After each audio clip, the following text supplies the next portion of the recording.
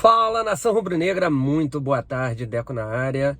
E amanhã teremos Flamengo e Corinthians. Uma boa notícia para a torcida do Flamengo é que mais um setor foi aberto no estádio do Maracanã, né? O setor sul, que até o momento não havia sido aberto, né? Com a boa procura de ingressos, até o momento mais de 19 mil ingressos comercializados. Então é sinônimo de casa cheia para o jogão de amanhã contra o Corinthians, né? Temos uma notícia não muito boa, que é a questão do De Arrascaeta, né? Que infelizmente não poderá estar em campo, né? O Flamengo preferiu segurá-lo um pouco mais, né? Prepará-lo um pouco mais para o jogo contra o Internacional. Essa que é a grande questão, né? Poucos jogos para o De Arrascaeta pegar ritmo de jogo. E aí fica aquela coisa na cabeça do torcedor rubro-negro. Será que vale a pena, né, com esse pouco tempo para o De Arrascaeta voltar a ter ritmo de jogo, ele começar como titular do Flamengo na final contra o Palmeiras?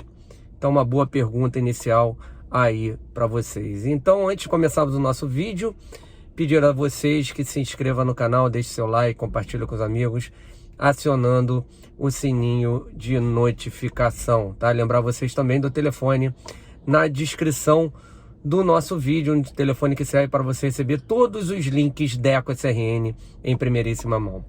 Nação rubro-negra, o assunto prioritário do vídeo, né?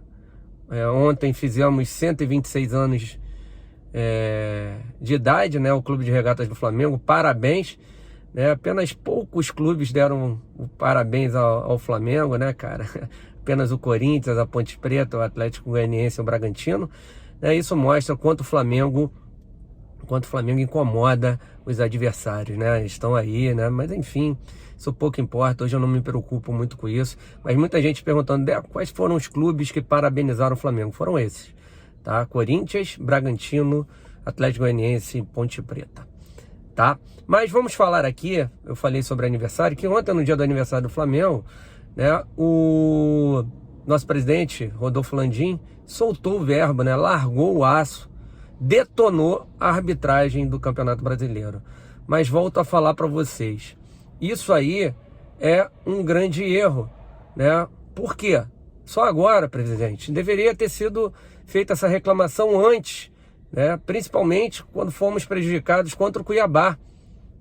Ali ainda tinham mais jogos, né? O Flamengo estava subindo de rendimento, né? Havia ganho do Fortaleza, havia empatado com o Bragantino, ganho do Juventude com um time basicamente reserva, né, com um gol de falta do Andrés Pereira.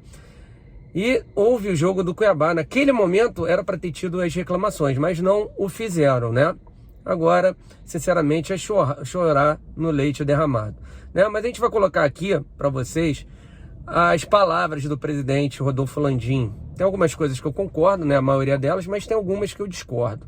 Tá? Ele fala assim: nossa desclassificação contra o Atlético, não jogamos bem. Começamos o jogo perdendo em uma jogada que para mim foi falta no Diego. Antes do Felipe Luiz cometer o pênalti, ele foi puxado. O VAR deveria ter chamado a atenção. Tem outros jogos, Cuiabá, que a CBF reconhece que houve falha na anulação do gol antes de continuar. Então vamos nessas primeiras palavras dele. Eu discordo veementemente que houve falta no Diego Ribas. Tá? Houve um erro claro do Diego em prender demais a bola, em demorar demais para dar o passe para o Felipe Luiz, que estava aberto do lado esquerdo. Ele tinha total visão. Só que ele não contava com a agilidade do Léo Cittadini para chegar, né, e conseguir tirar a bola dele, né? E aí acabou gerando um contra-ataque, né? Uma transição rápida ofensiva. O Flamengo indo uma transição rápida ofensiva do time do Atlético Paranaense, né? O Flamengo estava indo todo pro ataque, né? E aí houve a roubada de bola e eles acabaram de maneira rápida, né, chegando a bola até o Renato Kaiser, onde houve sim a penalidade do Felipe Luiz. Sobre a questão do Cuiabá, nítido que fomos prejudicados, não só nesse gol muito mal anulado, conforme a gente já havia dito, mas também sobre a questão do pênalti não marcado no Vitinho, né, aos 48, 49, que poderia ter dado uma vida nova ao Flamengo, né? Seriam mais 2 pontos. O Flamengo, hoje que está a 8 pontos do Atlético Mineiro, estaria a 6. Então, muita coisa errada que a gente tem que questionar aqui, né? E as coisas que eu acho que foram corretas, né? Que foi, por exemplo, a arbitragem do jogo do Atlético Paranaense, por mais que o Wilton Pereira tenha picotado demais o jogo, essa é a característica do juiz, mas ele foi bem.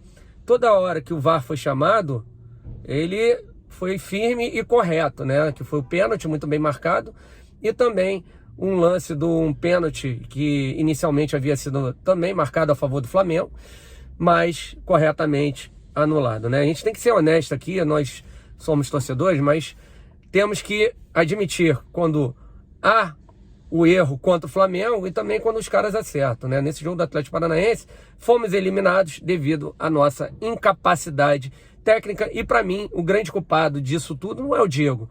Ele foi escalado depois de ter errado, ter jogado mal contra o Fluminense. Ele, de prêmio, ele é colocado, e pior, quando ele é colocado ali na segunda volância, o Renato tira o Andrés Pereira de onde ele está mais confortável e bota ele do lado esquerdo e barra o Michael, né? Sem o Arrascaeta ou sem o Everton Ribeiro, o Michael é o quinto elemento do ataque do Flamengo, nunca poderia ser barrado, o Flamengo precisando da vitória. Enfim, erro do Renato, culpa do Renato, tá? Vamos lá, aí ele volta aqui.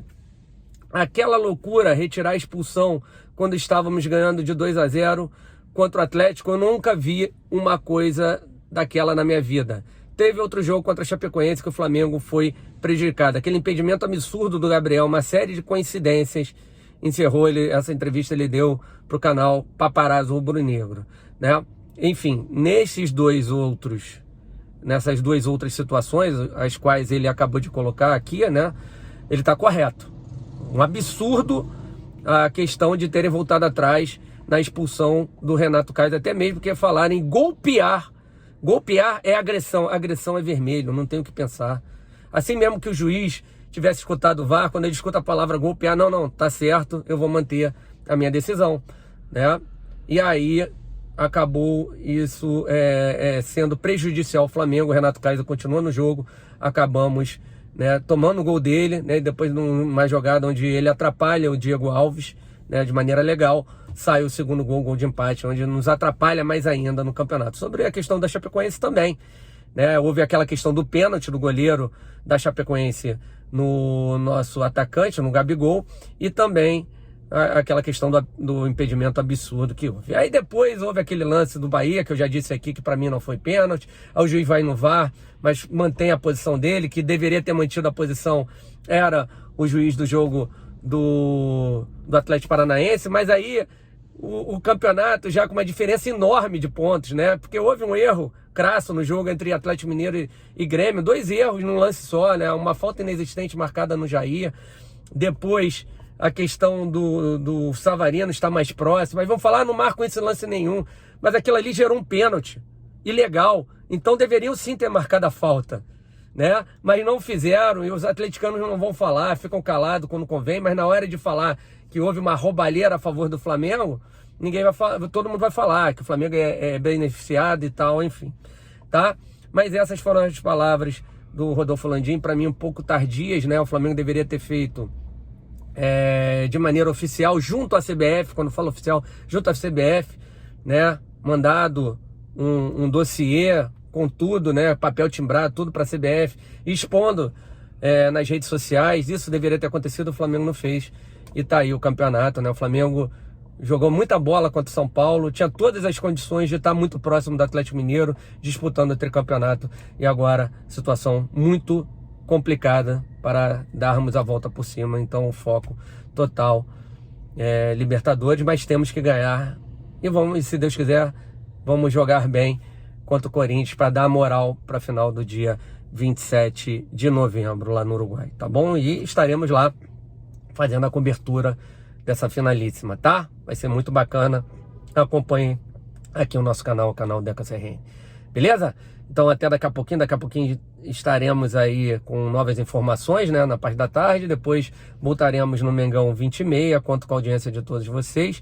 Não esqueça, você que ainda não é inscrito, de se inscrever no canal, deixar o like, compartilhar com os amigos, que isso faz com que mais pessoas que não conhecem o nosso trabalho comecem a conhecê-lo. Falou? Então, muito obrigado a todos vocês pela grande audiência. Saudações rubro-negras.